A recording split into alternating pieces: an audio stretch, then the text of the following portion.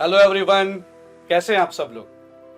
तो आज का जो हमारा छोटा सा सेशन है, ये सेशन आप लोग को, बहुत सारे लोग को डाउट रहता है और वही डाउट क्लियर करने के लिए आज मैं आपके सामने आया हुआ हूँ। तो आज का जो सेशन है वो ये सेशन है how to improve your programming skills. कैसे मैं अपनी प्रोग्रामिंग स्किल्स को इम्प्रूव कर सकता हूँ। तो भैया इम्प्रूव करने के लिए मैं आज आपको एक सबसे बेस्ट तरीका और बेस्ट स्टेप्स बता रहा हूं। इस स्टेप्स को आप फॉलो करेंगे तो आप एक बहुत अच्छे प्रोग्रामर बन सकते हैं। ठीक है, तो ये स्टेप क्या क्या स्टेप्स है, ये स्टेप को मैं डिवाइड करूंगा 5 से 6 स्टेप में। 5 से 6 स्टेप पे ये मैं डिवाइड करूंगा और एक एक स्टेप को मैं समझाऊंगा कि कैसे आपको स्टेप 1 में जाएं, फिर स्टेप 2 में जाएं, फिर स्टेप पे 3 में जाएं। क्योंकि अगर आपको एक अच्छा प्रोग्रामर बनना है तो आपको एक प्रोसेस फॉलो करना पड़ेगा। आपको क्या करना पड़ेगा? अच्छा प्रोसेस फॉलो करना पड़ेगा। तो प्रोसेस क्या है? फॉर एग्जाम्पल कल के डेट में आपको एक अच्छा प्रोग्रामर बनना है तो आप जरूर चाहेंगे कि मैं एक छोटा सा प्रोजेक्ट बनाऊं। तो जब भी आप किसी क्लाइंट के लिए प्रोजेक्ट बनाते हो या किसी यूजर्स के लिए प्रोजेक्ट बनाते हो, तो जब भी आप यूजर और क्लाइंट से मिलते हो तो तुरंत क्या कोडिंग करना स्टार्ट कर देते हो क्या? नहीं, ये गलती भी मत करना। तुरंत कोडिंग करना स्टार्ट मत करना।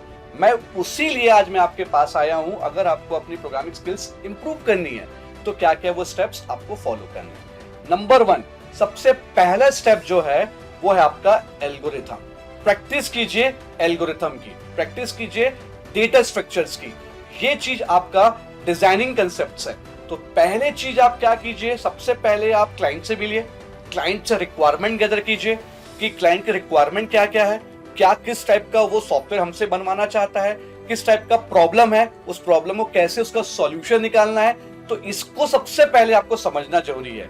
उसके बाद आप क्या कीजिए, बहुत सारे प्रैक्टिस कीजिए आप एल्गोरिथम का। क्यों? क्योंकि एल्गोरिथम का डेफिनेशन ही बोलता है step by step execution of my problem. तो एल्गोरिथम बनाइए और डेटा स्ट्रक्चर बनाइए। डेटा स्ट्रक्चर मतलब लिंक लिस्ट बनाइए उसका। ठीक है, तो ये चीजों की आप प्रैक्टिस कीजिए। नंबर 1 सबसे पहला स्टेप क्या है? प्रैक्टिस कीजिए। किसका प्रैक्टिस कीजिए? आप एल्गोरिथम का प्रैक्टिस कीजिए, सबसे पहला पॉइंट। दूसरे पॉइंट पे आता हूं कि आप एक बार जो कोड लिखते हो, जो आपने कोड लिखा, उस कोड को आप देख सकते हो कि दूसरे लोगों ने कैसे लिखा, एक्सपर्ट लोगों ने उस कोड को कैसे लिखा है।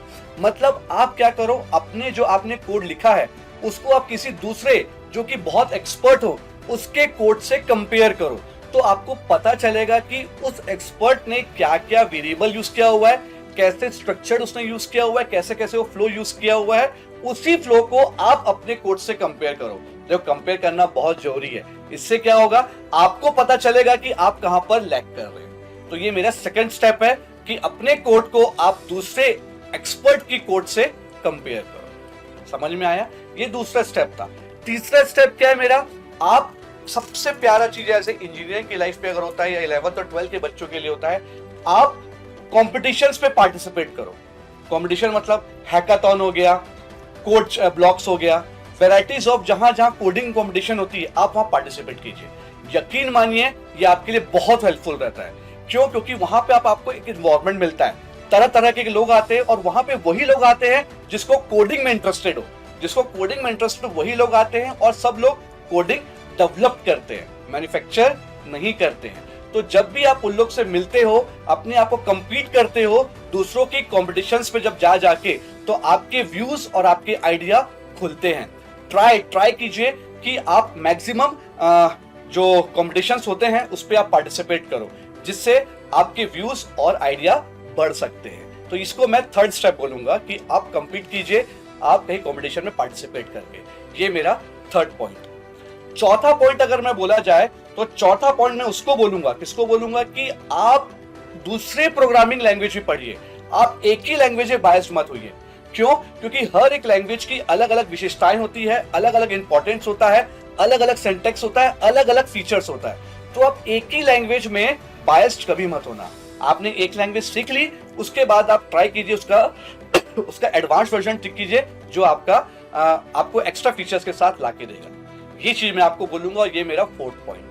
और फिफ्थ पॉइंट मैं उसको बोलना चाहता हूं जो सिर्फ और सिर्फ आपको क्या करना है, एक बार आप लैंग्वेज पढ़ लिए, एक बार आप दूसरे लैंग्वेज भी पढ़ लिए, अब आपको क्या करना है, आपको छोटा सा बेटा प्रोजेक्ट बनाना है। प्रोजेक्ट बनाइए, आप प्रोजेक्ट बनाइए।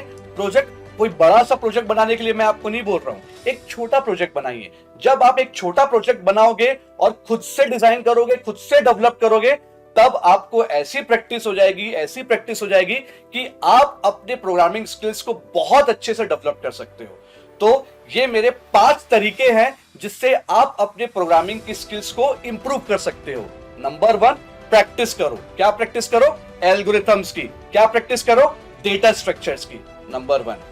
नंबर 2, आप अपने कोड को क्या करो? कंपेयर करो। किससे कंपेयर करो? एग्जीक्यूटिव्स लोगों से कंपेयर करो। नंबर 3, आप क्या करो? कंपटीशन में पार्टिसिपेट करो। वैरायटीज ऑफ जहां जहां कॉम्पिटिशंस होती है वहां जाके आप क्या करो? पार्टिसिपेट करो। नंबर 4, एक लैंग्वेज में कभी भी बायस्ड मत हो, आप मल्टीपल लैंग्वेज समझने की कोशिश, सीखने की कोशिश करो। एंड नंबर 5 जो है वो प्रोजेक्ट बनाइए, प्रैक्टिकल प्रोजेक्ट्स बनाइए। प्रोजेक्ट बनाओगे, खुद से जब जूझोगे, तब आपका दिमाग खुलेगा और आपकी स्किल्स भी डेवलप्ड होगी।